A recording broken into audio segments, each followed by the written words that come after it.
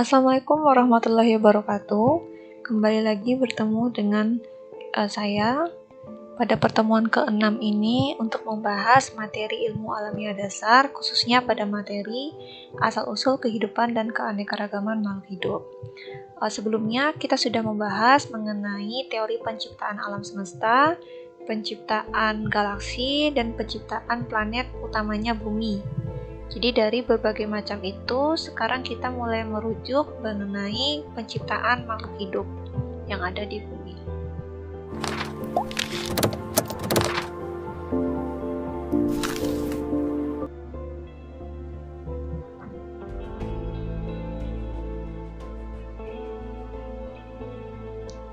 Pertama kita akan membahas mengenai teori abiogenesis. Jadi apa saja itu teori abiogenesis? Kita akan mempelajari ini berdasarkan pendapat beberapa ahli.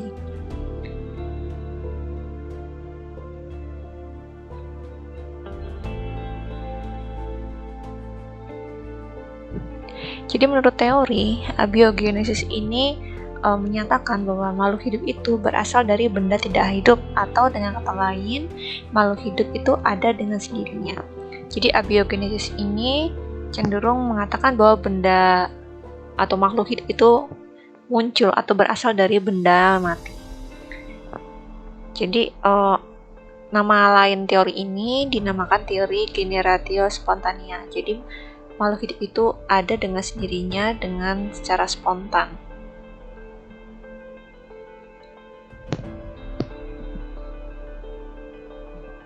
Tokoh pertama yang menyetuskan teori abiogenesis yaitu adalah Aristoteles. Jadi ia menyatakan bahwa kehidupan itu berasal dari benda tak hidup yang terjadi secara spontan. Aristoteles mengemukakan teori ini dari pengamatannya terhadap adanya larva lalat yang muncul secara tiba-tiba pada daging yang busuk. Jadi ia menyimpulkan bahwa larva lalat tersebut berasal dari daging yang membusuk. Jadi seperti ini untuk pengamatannya. Jadi ketika diamati di sini ya, ketika daging diletakkan dalam suatu wadah, dalam beberapa waktu kemudian akan secara tiba-tiba muncul larva. Larva ini kemudian tumbuh menjadi lalat.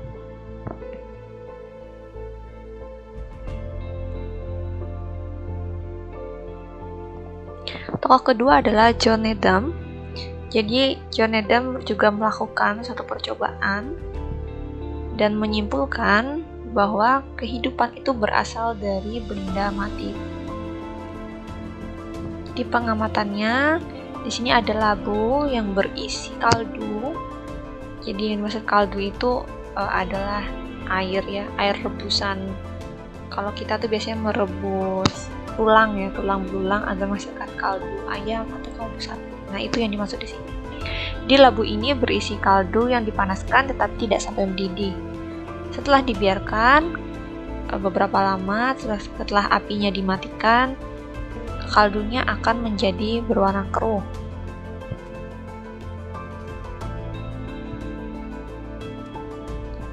Jadi menurut paham generatio spontanea, jadi semua kehidupan itu berasal dari benda tak hidup atau jadi secara spontan. Jadi ya, yang dikatakan abiogenesis itu, saya back dulu. Jadi menurut paham ini, contoh-contohnya jadi seperti ikan dan katak itu berasal dari lumpur, karena ketika dalam pengamatan itu ikan dan katak ini muncul di daerah sana. Kemudian cacing itu berasal dari tanah, karena kalau dari pengamatan mata biasa, kasat mata, jadi memang cacing itu terlihat keluar dari tanah. Dan kemudian untuk belatung sendiri itu terbentuk dari daging yang membusuk. Dan selanjutnya tikus ya. Tikus itu berasal dari sekam atau kain yang kotor. Jadi orang yang menganggap teori abiogenesis ini benar, jadi menganggap bahwa tikus itu muncul dari tumpukan baju-baju kotor. Jadi begitu teorinya. Jadi makhluk hidup muncul dari benda yang mati. Kedua adalah teori biogenesis ya. Kalau kita amati teori biogenesis itu ada perbedaan dengan abiogenesis ya. Jadi kata ini sudah kita mampu membedakannya. Kalau A itu berarti tidak, kalau biogenesis berarti dari makhluk hidup lainnya. Jadi kalau perbedaannya, teori ini menyatakan makhluk hidup itu berasal dari makhluk hidup lainnya. Jadi, teori yang mendukung atau pencetus teori ini antara lain adalah Francesco Redi. Jadi ini melakukan percobaan penelitian yang menyimpulkan bahwa ulat itu bukan berasal dari daging yang membusuk, tetapi berasal dari telur lalat yang terdapat dalam daging dan menetas menjadi larva. Di percobaannya hampir serupa dengan abiogenesis, cuma di sini ditambahkan variabel baru ya. Kalau tadi kan toplesnya dibuka, lalu langsung diambil pengamatan atau langsung diambil kesimpulan.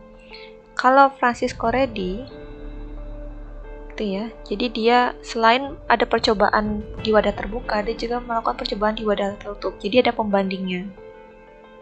Kalau di wadah tertutup ini ternyata tidak terdapat larva. Jadi ini adalah sebagai suatu ungkapan dasar bahwa hipotesis yang tadi yang tentang abiogenesis itu adalah hipotesis yang salah.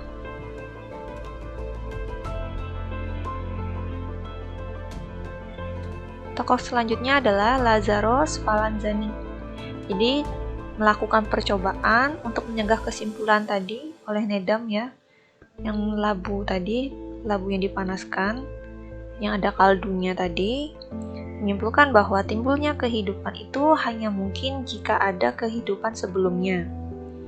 Kalau percobaannya Lazzaro Spallanzani sama ya, kaldu dipanaskan kemudian didinginkan dan memang akan terjadi pengeruhan. Jadi ketika diamati terdapat organisme yang hidup di dalam kaldu ini.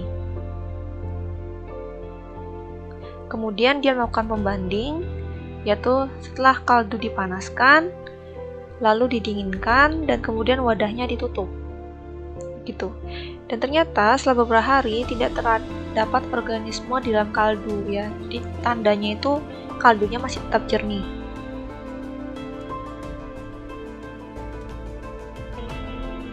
Kemudian Louis Pasteur. Jadi ini adalah seorang ahli biokimia yang melakukan percobaan juga. Jadi penyempurnaan dari percobaan yang dilakukan pada sebelumnya. Jadi kalau Louis Pasteur itu menggunakan tabung labu yang memiliki leher seperti leher angsa. Jadi sama, setelah dipanaskan kemudian didinginkan. Dan hasilnya adalah, jadi ketika labu itu yang sebelumnya itu tidak dimiringkan seperti ini ya, ketika dia lurus, meskipun ada koneksi dengan udara, dia tidak akan mengeruh gitu. Tapi ketika labu dimiringkan hingga kaldu mengenai leher angsa, airnya menjadi keruh. Terdapat organisme di dalamnya. Jadi hasil percobaan ini menyatakan bahwa air kaldu yang terdapat di dalam labu tidak berbentuk leher angsa mengandung mikroorganisme. Nah, adapun labu yang berbentuk leher angsa dan berhubungan dengan udara luar tidak terdapat organisme. Artinya ketika tadi ya di labu itu, ketika dia didirikan dalam bentuk normal, maka mikroorganisme yang ada di udara itu cenderung mengendap di bagian lekukan lehernya. Jadi dia tidak langsung mencapai di dalam kaldu. Dan ketika labu yang tadi berbentuk leher itu dimiringkan, otomatis beberapa cairan itu kan akan masuk ke sela-sela leher dan akan terkena kontak dari udara. Maka air kaldu itu akan menjadi keruh. Jadi pembuktian ini menyatakan bahwa mikroorganisme ini bisa muncul itu tidak dari dalam kaldunya sendiri, meskipun ada kontak udara, tetapi bisa jadi adalah karena adanya beberapa mikroorganisme yang ada di udara yang pada akhirnya bereaksi atau hidup di dalam air kaldu itu.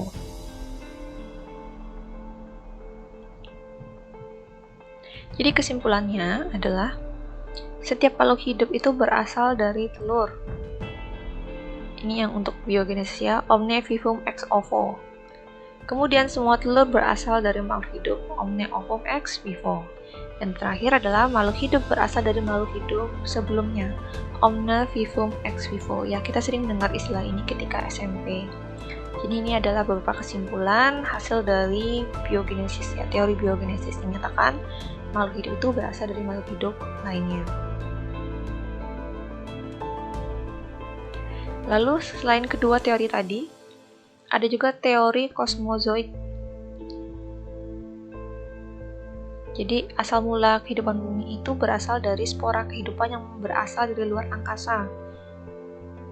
Ya, jadi keadaan planet di luar angkasa diliputi kondisi kekeringan, suhu yang sangat dingin, serta adanya radiasi yang mematikan, sehingga tidak mungkin kehidupan dapat bertahan. Akhirnya spora itu datang ke bumi. Jadi ini mungkin sedikit kurang logis ya, tapi memang dipercaya karena ditemukannya beberapa meteor yang terdiri dari senyawa fosfor dan asam amino, yang mana asam amino ini adalah bahan dasar sebagai RNA dan DNA, yang mana sebagai protein utama dalam makhluk hidup.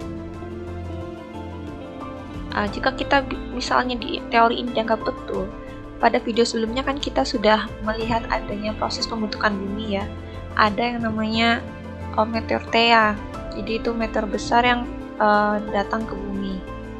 Nah, itu dimungkinkan asal mula teori ini, yang menganggap bahwa meteor itu membawa atau terdapat senyawa fosfor dan asam amino. Kemudian teori penciptaan atau special creation. Jadi teori ini beranggapan bahwa makhluk hidup itu diciptakan oleh Tuhan seperti apa adanya. Jadi paham ini hanya membicarakan perkembangan materi sampai terbentuknya organisme tanpa menyinggung asal-usul materi kehidupan. Jadi fokus pada teori ini lebih cenderung pada perkembangan makhluk hidup itu dari ada, kemudian tumbuh kembangnya mungkin dari evolusinya itu ada, tetapi tidak menceritakan bagaimana asal mula makhluk hidup ini ada di bumi. Jadi tidak sampai membahas hal itu.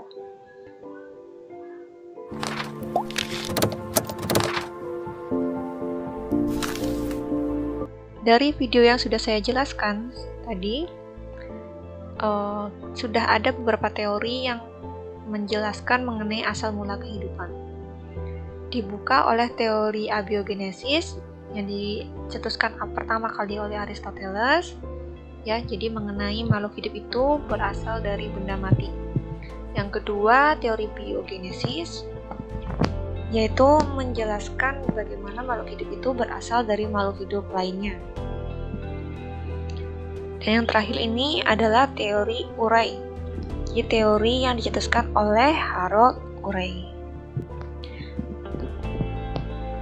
Pada pertemuan ini, saya akan membahas fokusnya pada 3 ini, dari mana nanti bisa memberikan garis besar atau benang merah mengenai proses penciptaan alam semesta dan juga asal mula kehidupan di bumi.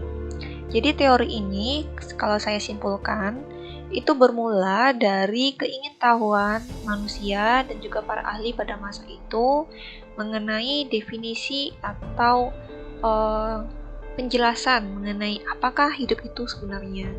Kemudian bagaimana permulaan suatu kehidupan.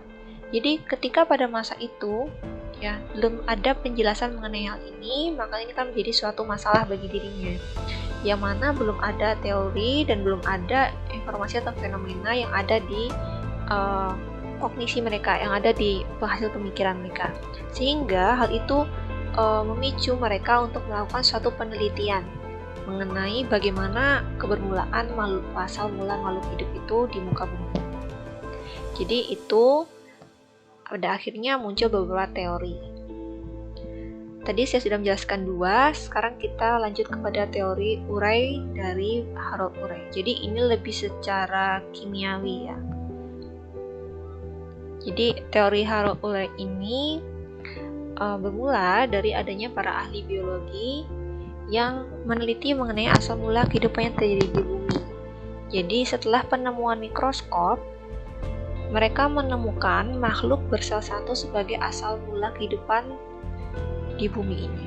Jadi ini terkait dengan penemuan fosil ya. Jadi ada fosil itu bisa ditentukan umurnya. Jadi ada suatu makhluk bersel satu yang ketika dicek umurnya itu ternyata umurnya itu hampir setara dengan umur usia bumi muda. Jadi itu bisa diteliti juga dari lapisan tanah. Dari makhluk bersel ini kemudian diteliti bahwa adanya beberapa kandungan yang ada di dalam dirinya, yaitu adanya karbon, hidrogen, oksigen, dan nitrogen ya. Jadi ini adalah komponen utama pembentuk protein. Jadi 99% makhluk hidup itu kalau secara kimia dinyatakan makhluk hidup itu ketika dia memiliki inti protein yang memiliki 4 senyawa karbon ini yang utama.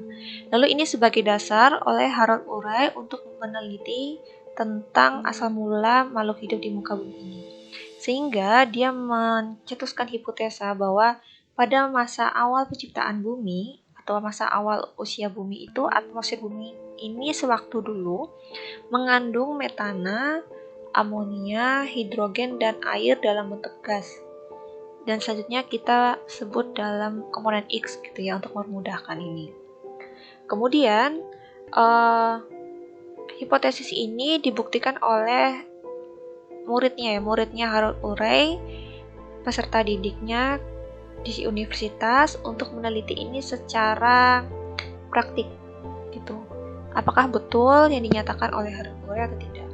Kemudian dengan mengetahui gejala awal pembentukan bumi itu terjadi banyak loncatan listrik yang arti petir ya, karena keadaan bumi masih belum stabil, dan juga adanya komponen X pada masa itu dikombin keduanya ternyata menghasilkan zat organik. Ya, zat organik ini yang merupakan komponen RNA dan DNA. Jadi kalau Anda lihat percobaannya ini di sini ya, di video ini nanti akan saya jelaskan secara rinci. Sekarang kita fokus pada garis besarnya dulu. Lalu tadi sudah sampai penciptaan zat organik, kemudian komponen tersebut bergabung dan dari molekul sederhana menjadi molekul yang kompleks. Jadi karena kesamaan ya tangkap lengan C-nya istilah saling berkait dengan karbon C lainnya, maka membentuk asam nukleik. Kemudian rantai komponen itu cenderung mengikat mata rantai di sekitarnya dan menjadi rangkai double setangkap dan terus menduplikat. Yang maksudnya rantai double setangkap itu seperti ini ya. Jadi kalau kalian amati, dan mungkin dulu ada yang dari IPA, jadi bentuk DNA itu mungkin seperti ini ya secara sederhananya. Dan semakin kompleks sehingga ketika sudah semakin kompleks muncul loncatan tingkah laku kimiawi, yaitu dari sifat tak hidup ke sifat hidup. Yang tadinya senyawa ini ya, senyawa yang tadinya kita anggap mati itu ya, ketika bereaksi kemudian adanya pengaruh loncatan listrik di sini, terjadi loncatan tingkah laku kimiawi, yang mana ini menjadi penyusun dari makhluk bersel tunggal yang ditemukan. Ini percobaannya. Kita lihat videonya terlebih dahulu.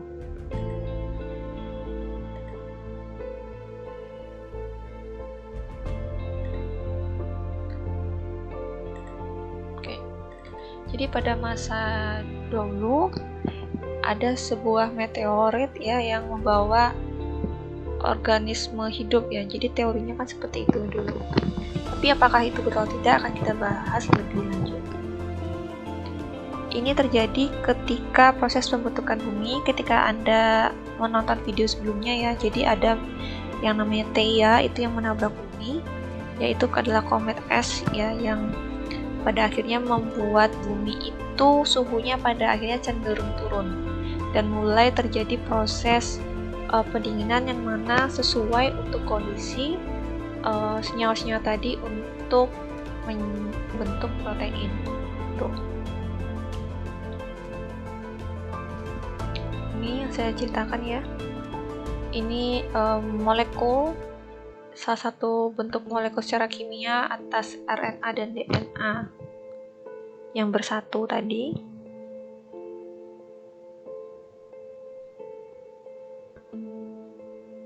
yang ditemukan oleh Stanley Miller dan Harold Urey yang membuat suatu percobaan tentang biokimia yang tadi Anda sudah lihat sekilas bentuk praktikumnya atau bentuk alatnya di tahun 1950.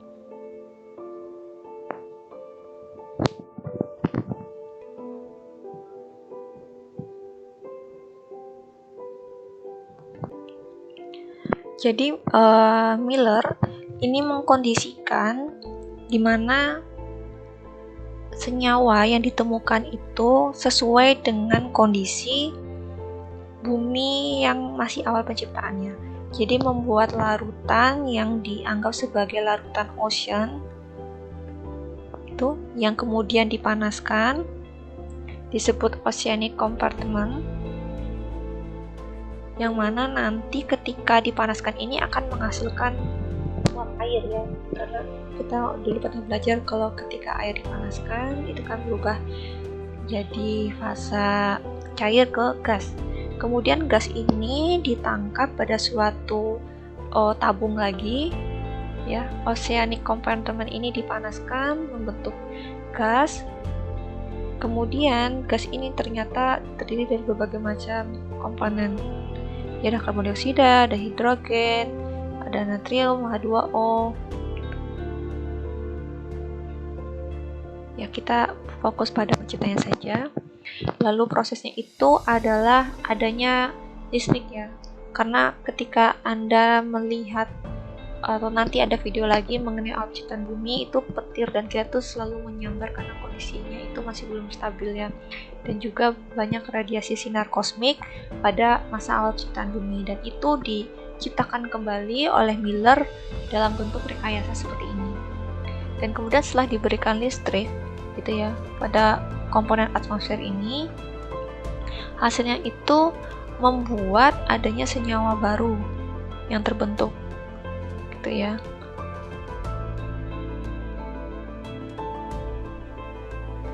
Nah, di sini lihat, ini senyawa barunya terbentuk C2H6.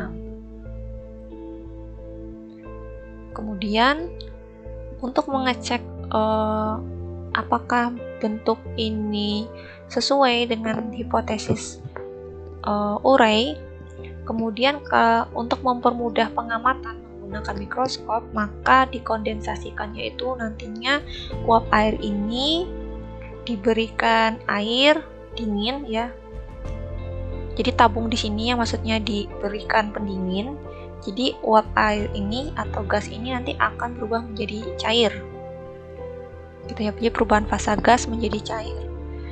Nah, nanti hasil tetesan dari gas yang sudah menjadi air ini dicek di dalam lubang yang ada keran di sini, kemudian diambil sampelnya, kemudian oleh Miller diamati, ternyata di sini ada asam amino ya yang terdiri dari purin dan pirimidin. Ternyata betul, ternyata hasil percobaan ini membuktikan bahwa adanya loncatan senyawa kimiawi dari benda mati ke benda hidup, yang mana di sini ketika di sampelnya dicek mengandung protein utama pembentuk RNA dan DNA.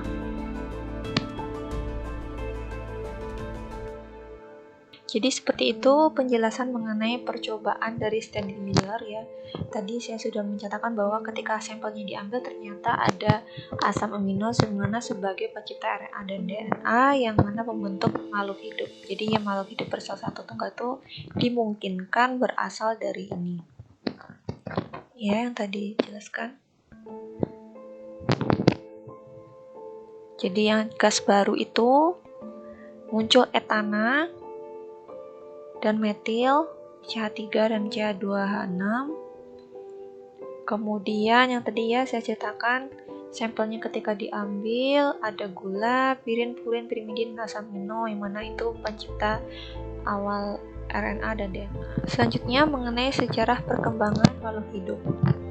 Jadi pada tema ini kita akan bahas mengenai proses evolusi, yaitu perkembangan makhluk hidup yang tadi sudah saya ceritakan bahwa awal mula itu makhluk hidup bersel tunggal sehingga menjadi makhluk hidup yang kompleks seperti sekarang ini. Jadi evolusi ini merupakan perubahan kehidupan menjadi bentuk kehidupan lainnya dalam jangka waktu yang sangat panjang.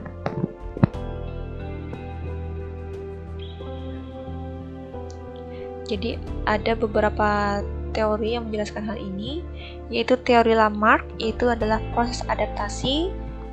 Yang kedua, teori Darwin, itu karena adanya proses seleksi alam. Teori Darwin-Weismann, itu adanya gejala seleksi alam terhadap faktor genetika. Dan teori De Vries, itu adanya mutasi dari gen. Teori Lamarck ya, jadi kalau Lamarck itu saya ceritakan adalah proses adaptasi. Jadi makhluk hidup yang dulu itu diceritakan itu kompleks, banyak rupanya. Kita ambil contoh misalnya jerapah. Jadi dulu itu ada jerapah ya, jerapah leher pendek awalnya. Kemudian karena melalui proses adaptasi, karena tanaman pada dulu itu tinggi-tinggi, jadi anggapannya leher dari jerapah ini lama-kelamaan akan memanjang seperti yang kita lihat sekarang. Jadi itu yang maksudnya proses adaptasi alam. Berbedanya dengan Darwin, kalau teori Darwin itu adanya, kita balik lagi, ini proses seleksi alamnya.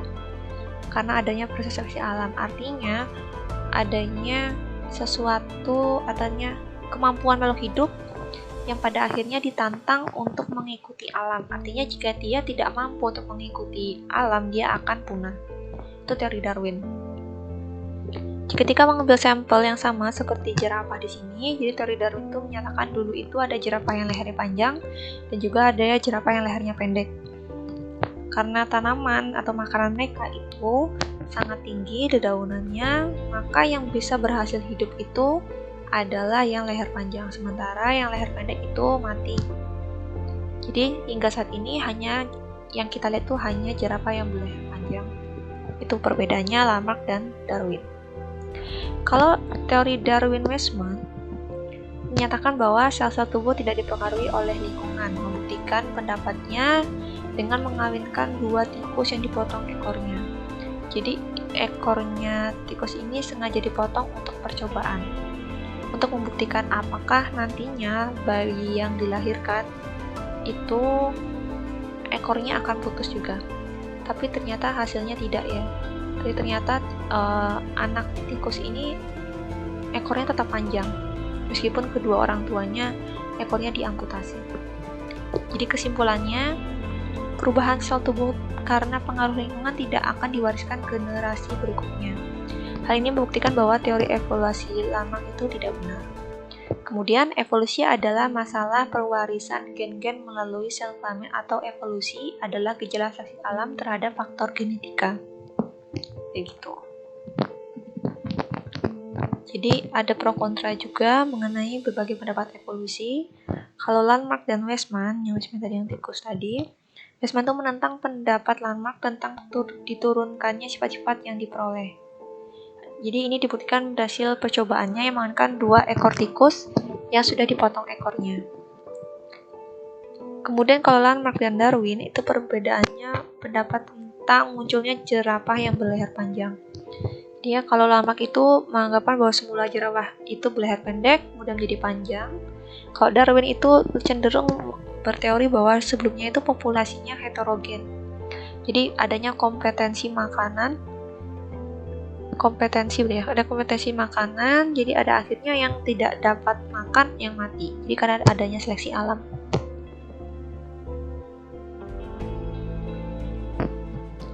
Lalu kemudian ada teori Hugo de Vries, yaitu evolusi itu tidak dapat berlangsung hanya karena seleksi alam saja, tetapi juga diperlukan penyesuaian. Jadi ini teori yang menyimpulkan dari berbagai teori yang sebelumnya.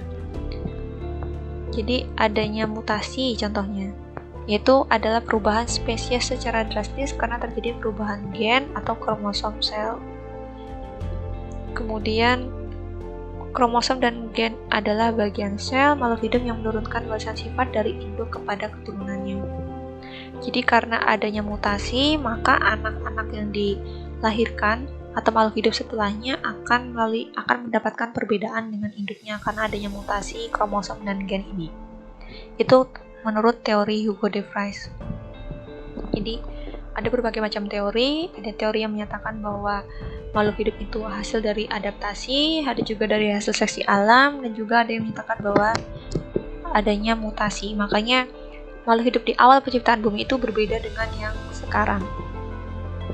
Baik, jadi itu mengenai beberapa teori yang dapat saya jelaskan untuk pertemuan ini mengenai asal-usul kehidupan makhluk hidup. Selanjutnya kita akan menonton video dari awal ya, dari pertemuan kita 2 pertemuan sebelumnya mengenai awal penciptaan makhluk hidup, maksud saya awal penciptaan alam semesta, kemudian sampai pada akhirnya penciptaan bumi dan hingga lahirnya makhluk hidup dan juga kehidupan manusia ini pada masa sekarang.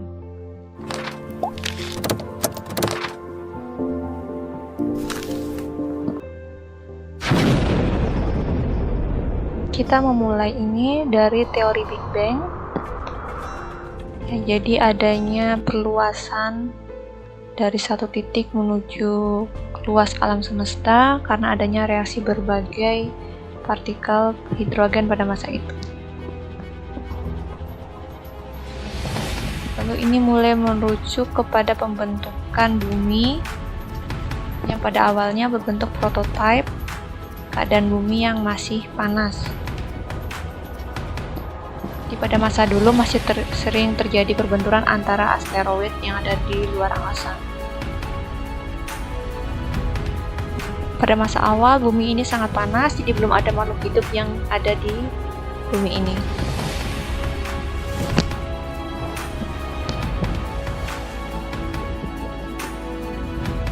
Jadi ini yang saya maksud petir yang ada radiasi kosmiknya ya. Lalu muncul kehidupan organisme baru di sini.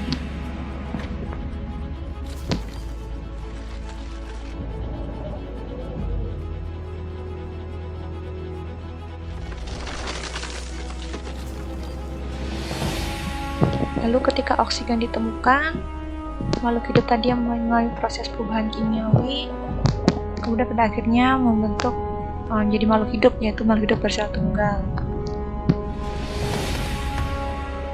Dan adanya proses evolusi, adanya bersel tunggal mulai membentuk hewan yang lebih kompleks.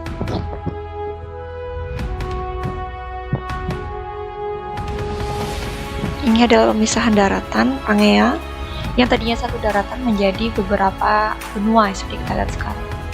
Lalu di sini nanti akan jadi proses perbedaan persebaran makhluk hidup ya. Di antara makhluk hidup tempat satu dan tempat lain akan berbeda.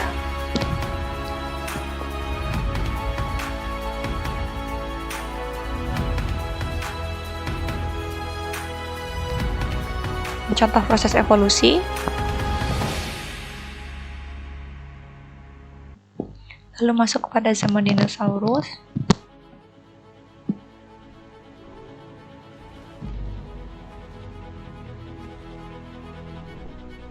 Yang sebelum saya ceritakan bahwa akan terjadi kepunahan karena adanya benda langit yang menembus masuk ke dalam bumi. Jadi seperti itu ya proses kehancurannya. Debunya itu ke seluruh bumi ya, debu sisa-sisa tabrakannya dengan bumi itu.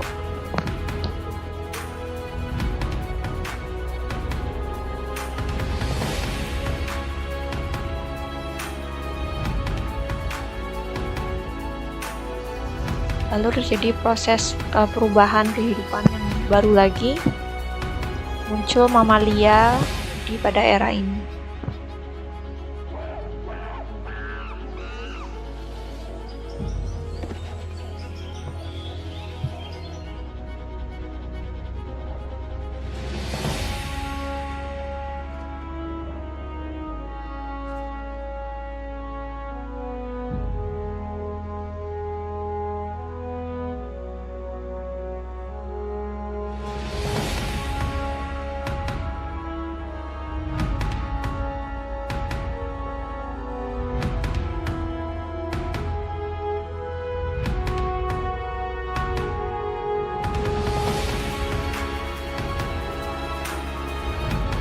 Ini Hubble, jadi penemuan teleskop pertama yang pada akhirnya menambah ilmu di bagian astronomi sehingga kita menemukan teori seperti Big Bang dan yang lainnya.